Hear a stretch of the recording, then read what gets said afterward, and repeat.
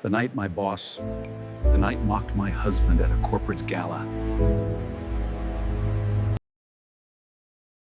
I never imagined one corporate gala could unravel an entire empire. But that night, I learned something priceless. Arrogance makes the powerful blind. I'd worked at Pinnacle Investments for years, long enough to know people like my boss, Richard Krane, believed the world revolved around their wealth. What I underestimated was how badly he'd miscalculate when he decided to mock the wrong man. My husband, Mark, the night of the gala, the Grand Hyatt Ballroom sparkled. It was a Wall Street fantasy of crystal chandeliers and endless champagne. I was up for a senior promotion I'd spent 3 brutal years earning.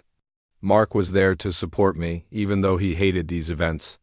He always joked he came for the free drinks, but the truth was, he believed in me more than anyone. Mark isn't corporate. He's a high school history teacher, built like a college wrestler, witty and completely allergic to pretense.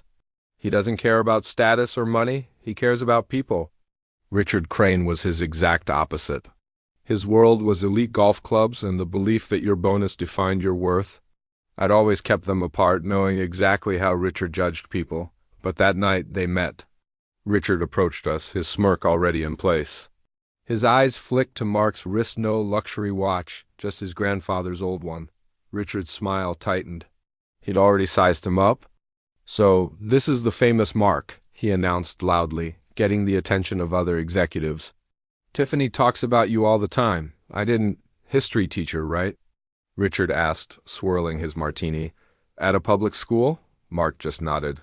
"Roosevelt High." Richard's eyes gleamed with that polite cruelty he specialized in. "Must be fulfilling work. Though I imagine the salary is modest." I felt my stomach twist, but Mark just smiled. "The compensation isn't just financial," Richard laughed like Mark said something adorable. "Of course, the moral rewards." He turned to the others. "Isn't that sweet?" That's when the night shifted. Richard wasn't just insulting Mark's job.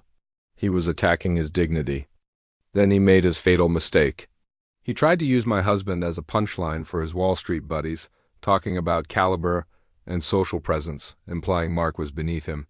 But Mark never lets a bully get an easy win. When Richard asked what the hardest part of teaching was, Mark smiled.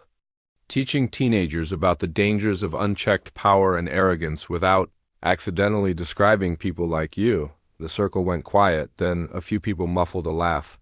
Richard's face flushed red, but Mark wasn't done. When Richard bragged about his complex financial work, Mark tilted his head. "Right, moving imaginary money around to create more imaginary money, crashing economies occasionally?" "Very complicated." This time the group actually laughed. Richard's humiliation was palpable. I knew right then my promotion was gone. Monday proved me right. The job went to Richard's golf buddy's nephew. When I confronted him, he basically admitted it, hinting my personal associations were the problem. Translation: my husband insulted him, so my career paid the price. I went home devastated. Mark listened, calm and thoughtful, and then said 5 words that changed everything. "What if we fight back?" I never expected what came next. Mark had connections I never knew about. A college roommate who was now a senator. A brother-in-law who was a top investigative journalist. Former students in government agencies. We started digging, and what we found was worse than unethical. It was criminal. Within a week, our living room was a war room. Public records, fee comparisons, old municipal contracts. The evidence was overwhelming. Richard had been bleeding struggling cities dry with outrageous fees, burying it all in financial jargon. When Mark said, "It's time," I made the call. The Wall Street Journal ran the story on the front page. By noon, the office was chaos. Richard was screaming about leaks.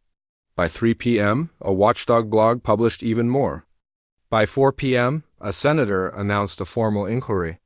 I watched his world crumble in real time. When he stormed up to my desk, accusing me, the CEO and security walked up at that exact moment. He was escorted out in front of the entire office, suspended, investigated, finished. As for me, I was appointed acting director, but it didn't end there. Richard's wife, Cassandra, reached out. When we met, she wasn't the perfect trophy wife anymore.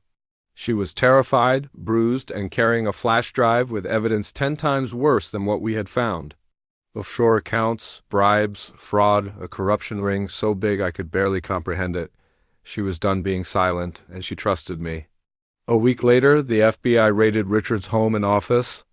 Sealed indictments followed, naming executives, politicians, and public officials. Richard, who once bragged about his power, was now completely powerless. Months later, I testified before a grand jury. When the dust settled, I was made head of a new municipal finance ethics division, a real watchdog with the power to prevent the exact abuses Richard had committed for years. Richard got an 18-year federal sentence.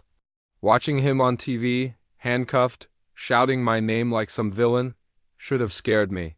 It didn't, because by then, even his own son had chosen a different path. He applied to teach history, the very profession his father mocked. Mark squeezed my hand when we heard the news and whispered, "Now that's justice." And he was right. Revenge isn't always about destruction.